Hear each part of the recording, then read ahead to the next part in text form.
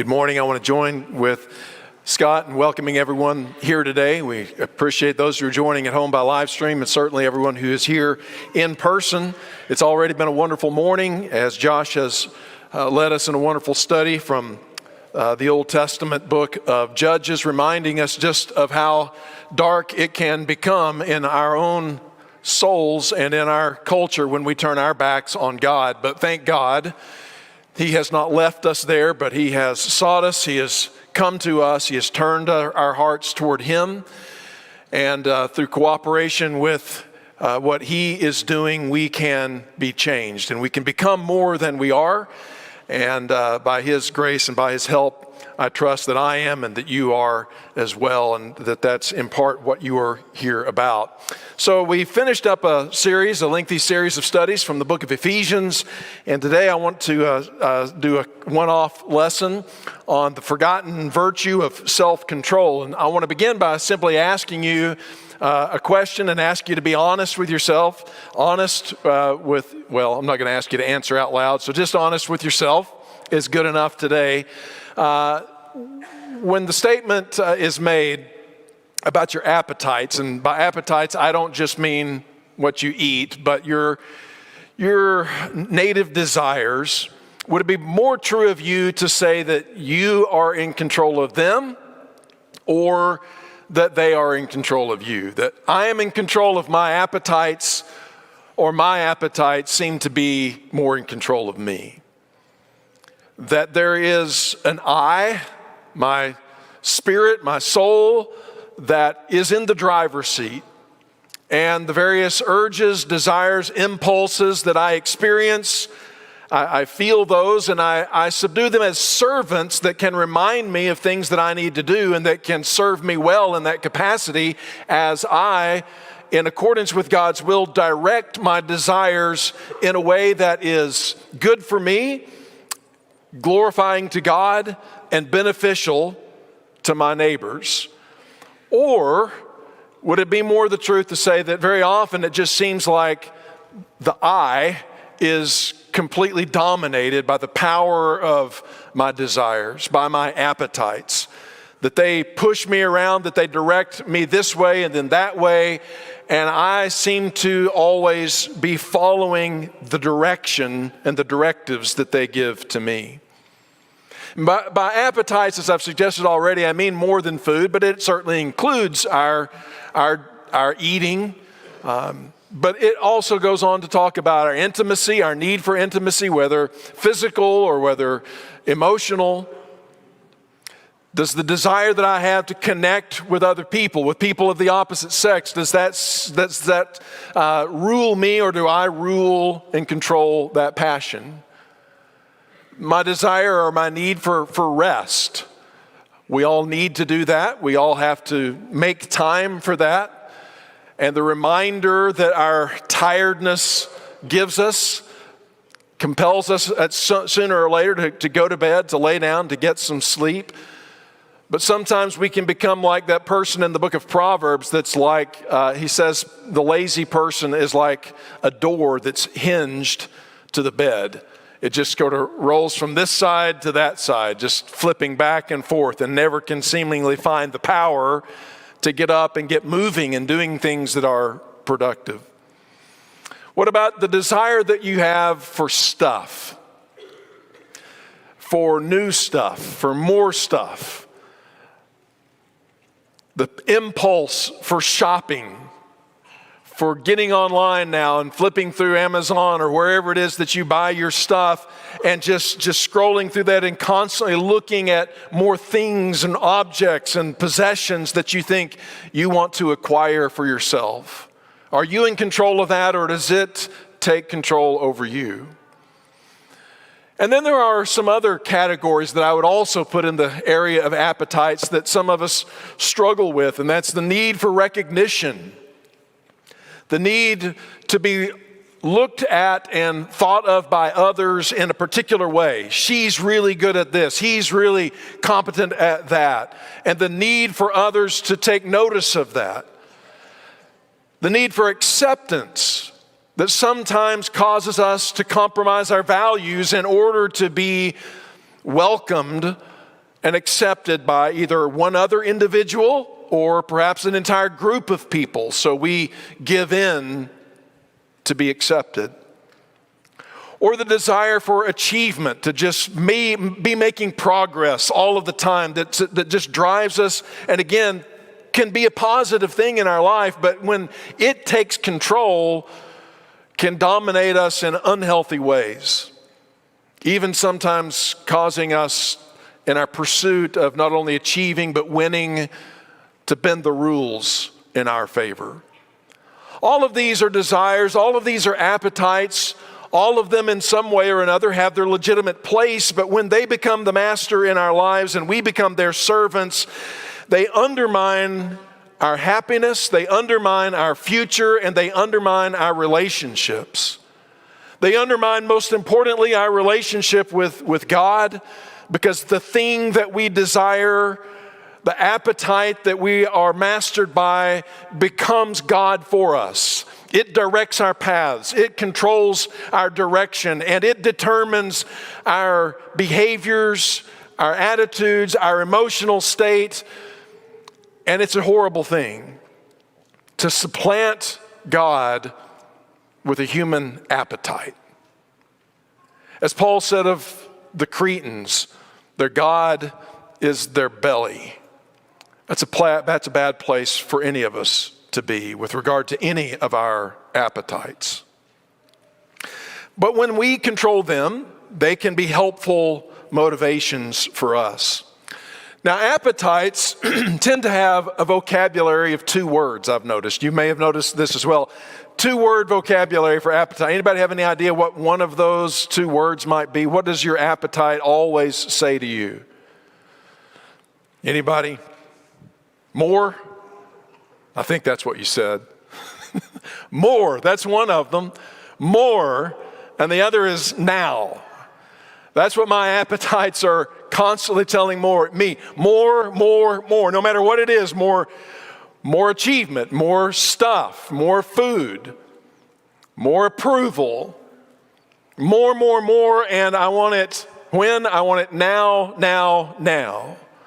I don't care about your future. I don't want to talk about what the long-term consequences of this appetite dominating me might be. I just want more, and I want it now.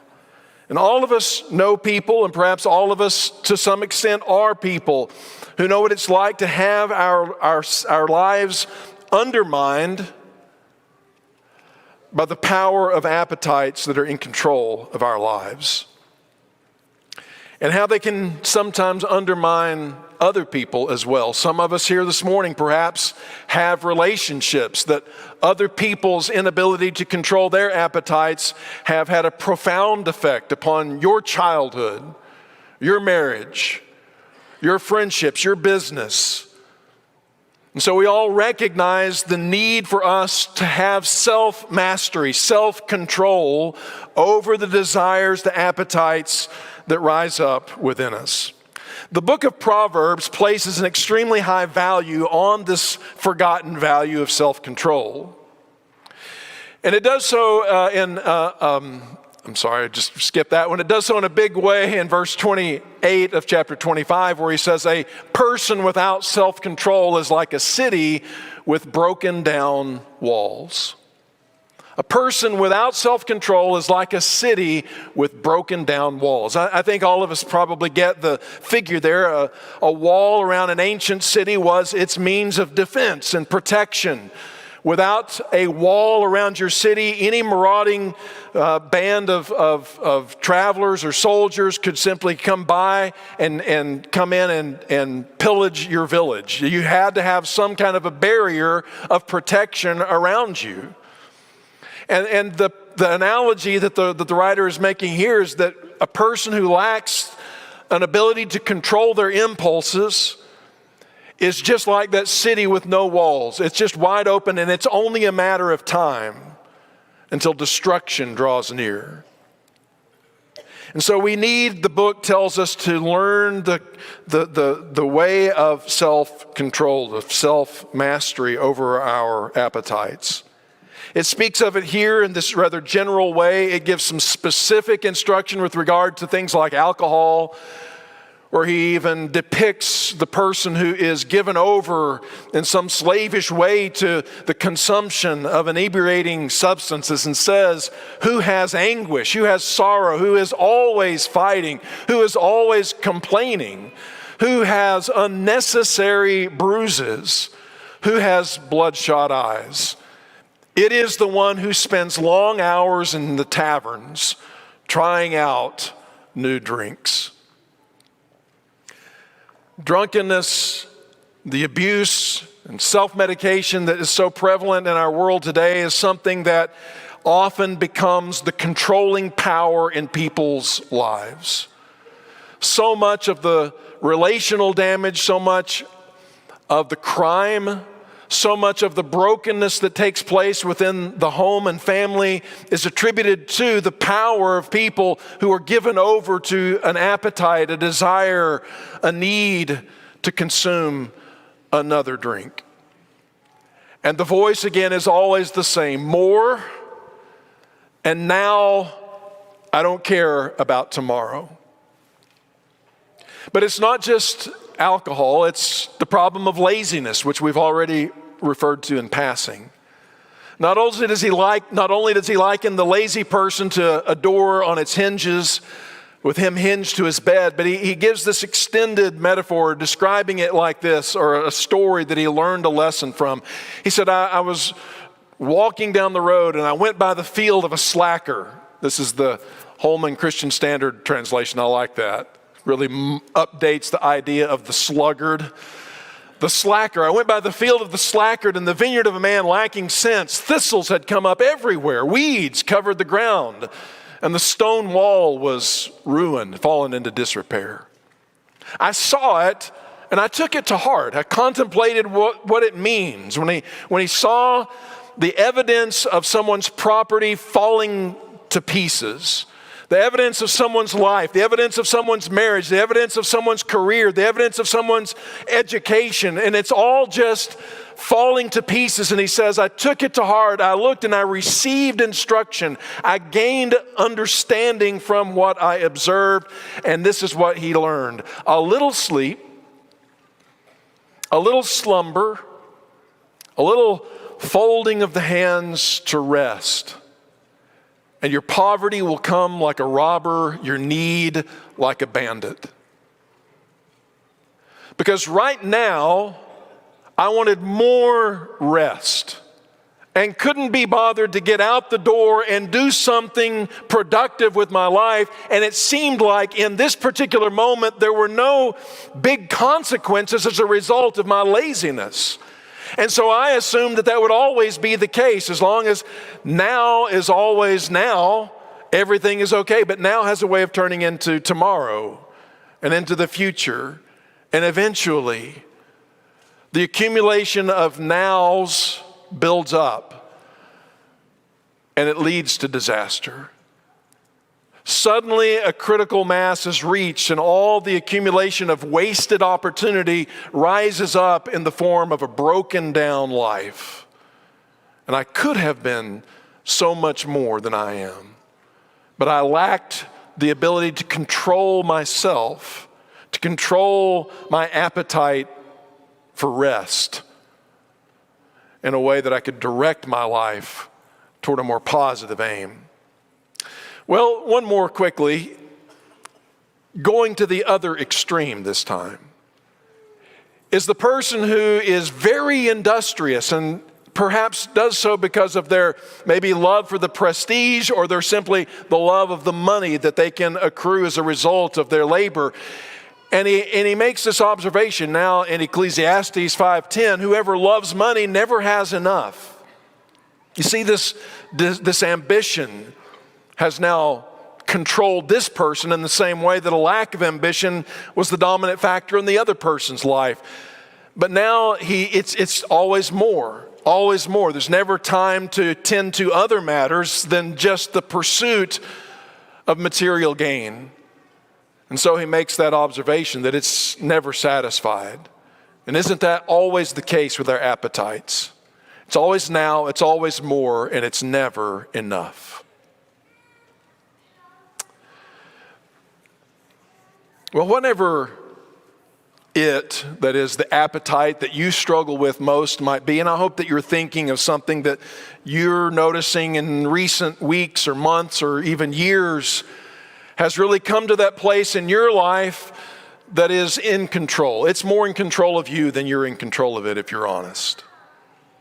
And whatever it is, when you start feeling yourself thinking, I like it, I love it, I want some more of it, when that starts to be the refrain in your life, it should be a red flag and sirens should go off so that you do not end up sacrificing your ultimate values for your immediate appetites.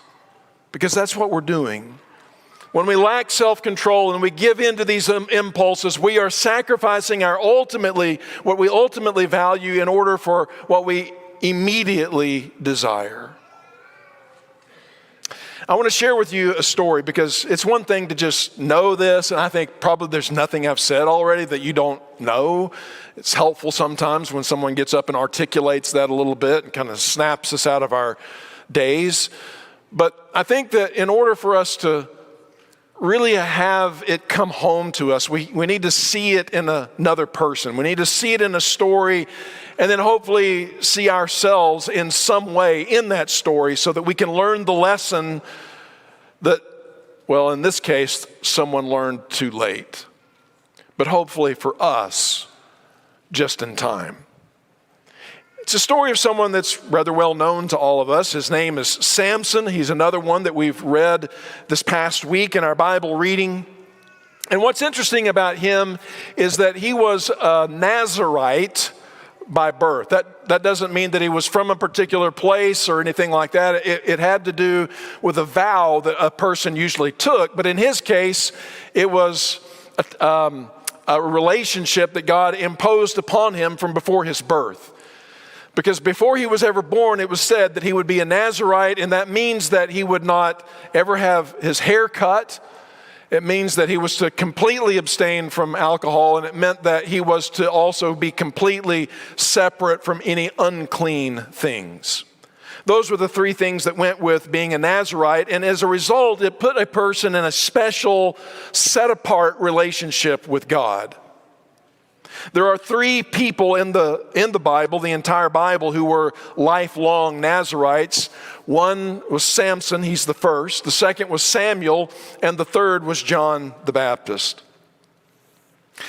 Well, in the case of Samson, he had the long hair, which is the one particular manifestation of his Nazirite vow that we're all familiar with.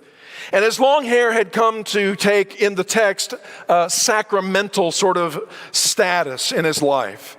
By that I mean it was a physical sign that sealed God's empowering presence to his life.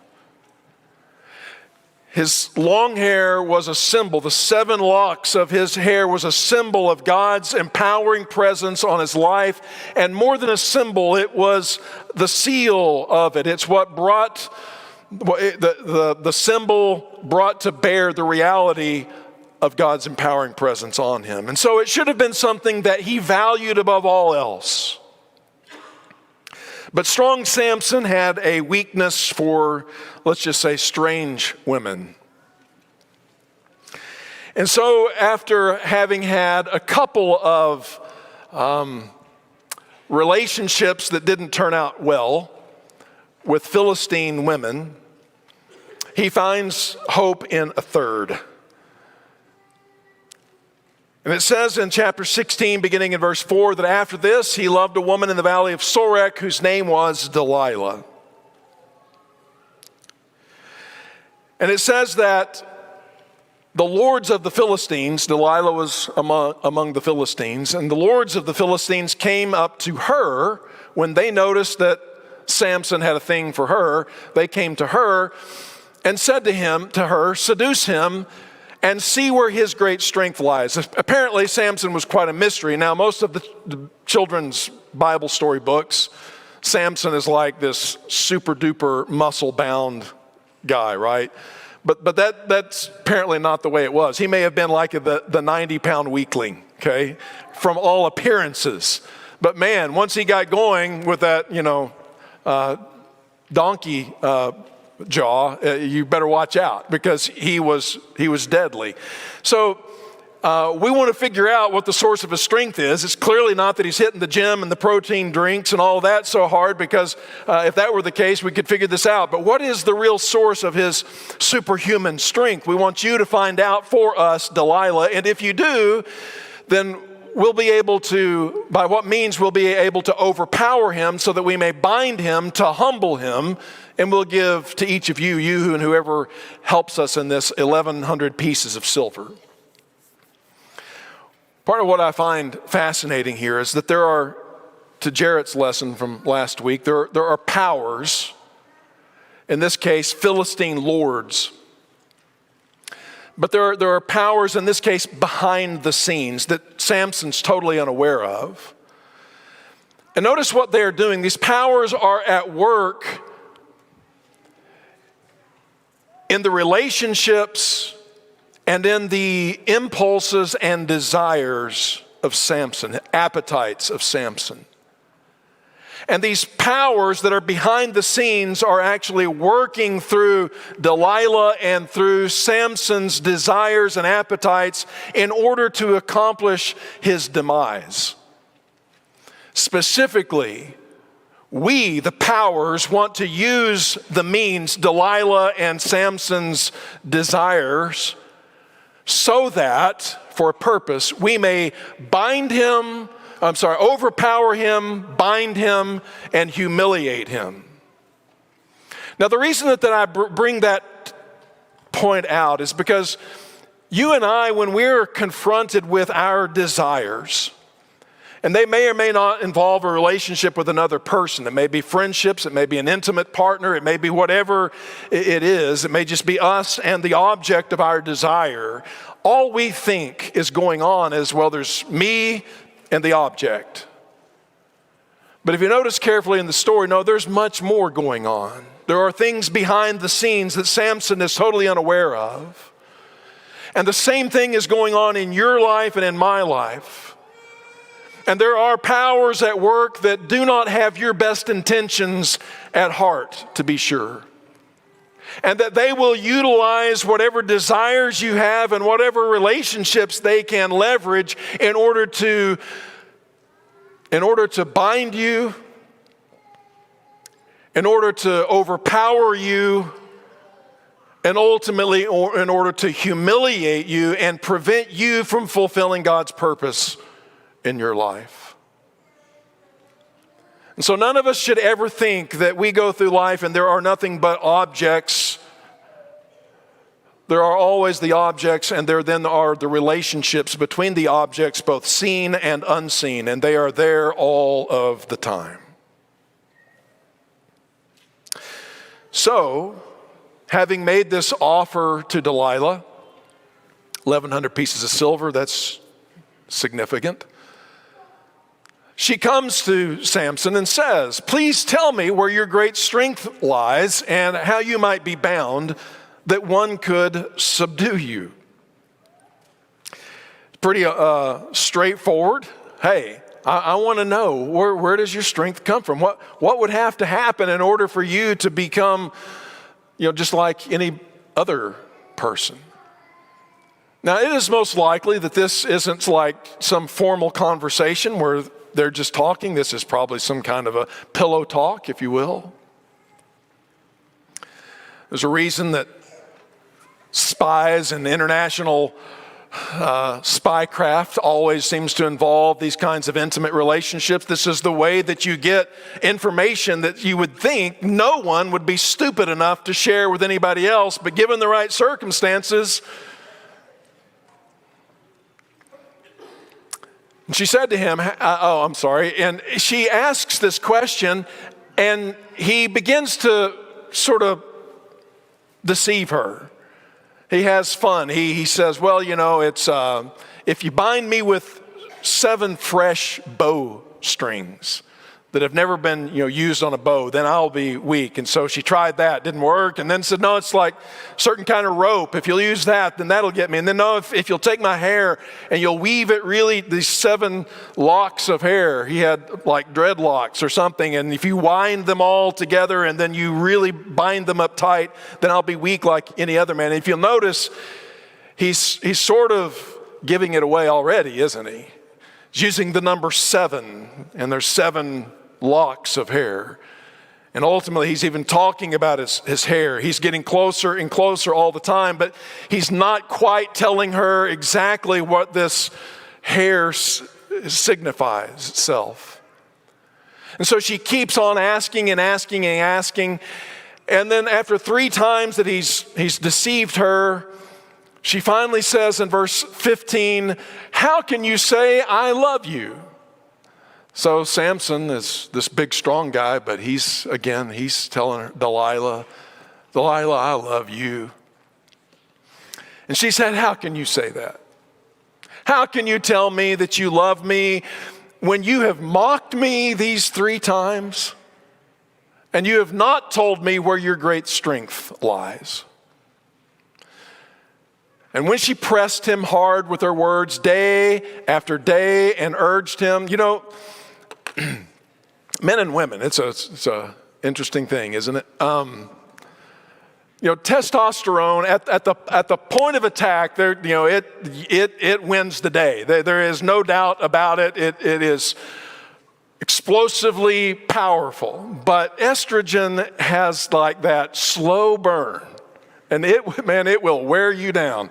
And she uses it to her maximum advantage, until finally his soul is just vexed with her constant asking of the same question. And so it says in verse 17 that he told her all his heart and said to her, "A razor has never come upon my head, for I have been a Nazirite to God from my mother's womb. If my head is shaved, then my strength will leave me, and I shall become weak and be like any other man." Now that's the kind of passage that you spend a lot of time in your life just wondering about, right? How could anybody be so dumb as to say something like that, knowing? And I think there's 2 or 3 possibilities. One is that Samson is just really so full of himself that he thinks, it really doesn't matter. I'm just this tough. I don't need God in order to have this kind of strength, and they can do whatever they want with my hair, and I'll still whip them.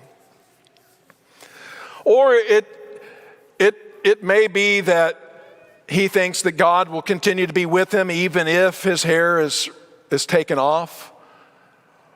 But to me, the most satisfying answer really just comes down to the fact that our desires, sins, make us stupid. That's basically it. Sin makes smart people do ridiculously stupid things. And you see it on the news day after day after day after day.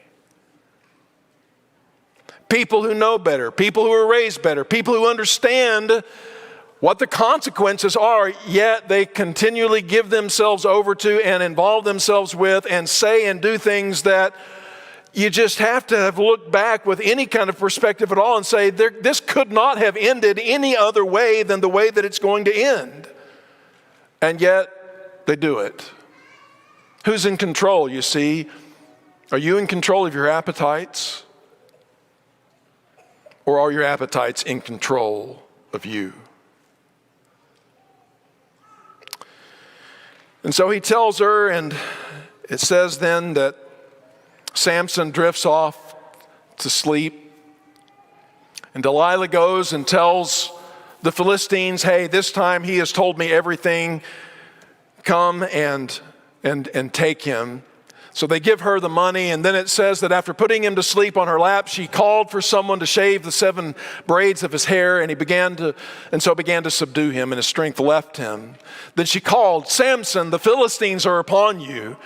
And he awoke from his sleep and thought, I'll go out as before and shake myself free. But he did not know that the Lord had left him.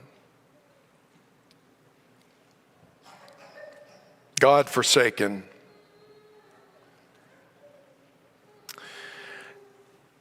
And then notice what happens to God forsaken Samson. The Philistines seized him, gouged out his eyes, took him down to Gaza, binding him with bronze shackles. They set him to grinding grain in prison. First, there's mutilation, the gouging out of the eyes. There's incarceration. He now no longer goes where he wills to go, but the Philistines have taken him captive, as was their plan from the beginning. And then there's humiliation. As they set him to grinding, walking around and around and around, turning a grist mill, which was the task of a mule, of an animal. And that's what he is now. The mighty Samson, the judge and deliverer of Israel, is doing the work of a beast.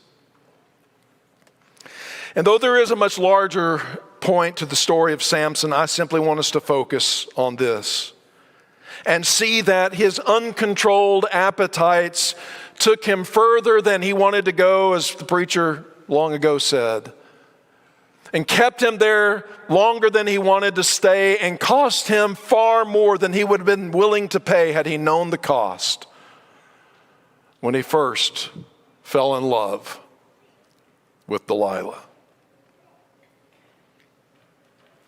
Let me ask you, what is your Delilah today?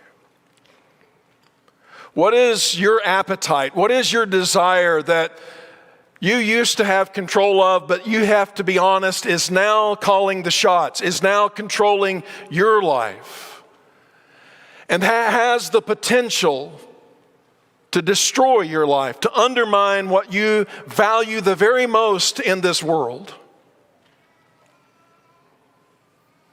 What is taking you further already than that you had planned to go when you gave in just a little bit?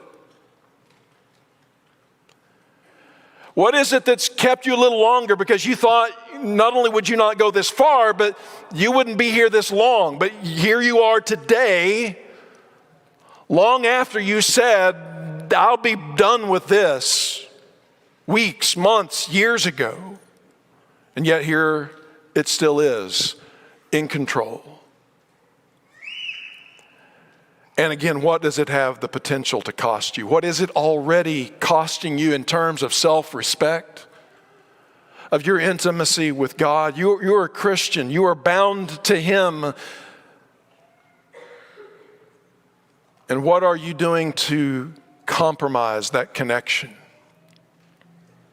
To leave you weak and exposed to the powers that want to take you captive and humiliate you, just like any other man. What's drawing your attention away from the people and the values and the hopes and dreams that you have? To put it like this, what is tempting you to risk what matters most in order to satisfy what matters now? Jesus warns us about selling our soul to gain the world. And yet you're not even getting 1,100 pieces of silver. You're not getting anywhere near the whole world, and yet you're selling your soul for this, for that. For something that as this becomes more and more widely known, or as this becomes more and more dominant in your life, people would look at and say, what an idiot. How could she do this? How could he do that? Weren't they smarter than that? What is that in your life right now? Is there something that you're keeping secret? that you really don't want anybody else to know about? Is there something that with the legality of this is really in a fuzzy gray area? It could be, could not be.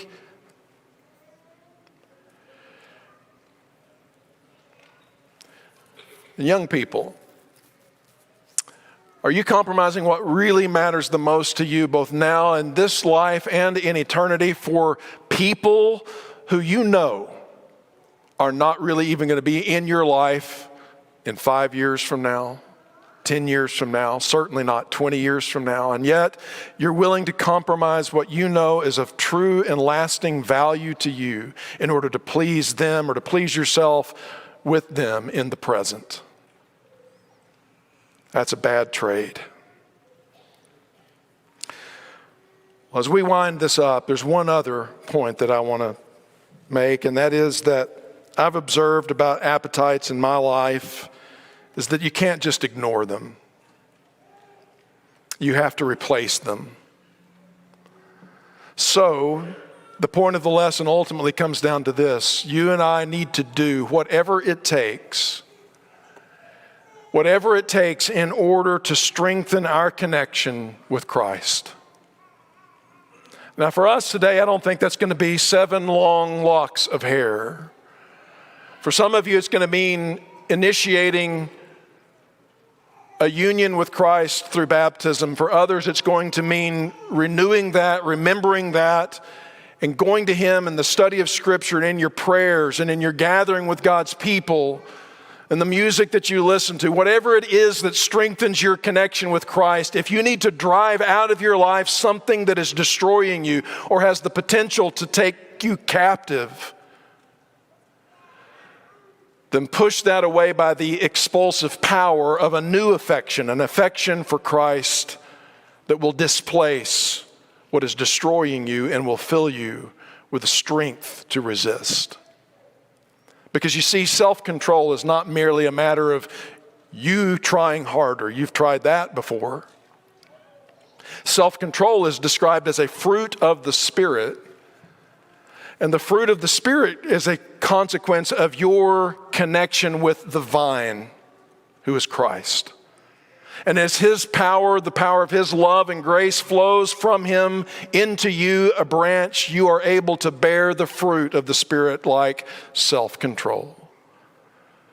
And so come to Christ. If you've never named His name, come to Christ this morning. Form that union. And if you are a Christian, but you have, like Samson, betrayed that vow, then reconnect with Him by whatever means necessary in order that you can be in control of your appetites and not be controlled by them. If we can help you in any way, we encourage you to come now while we stand, while we sing.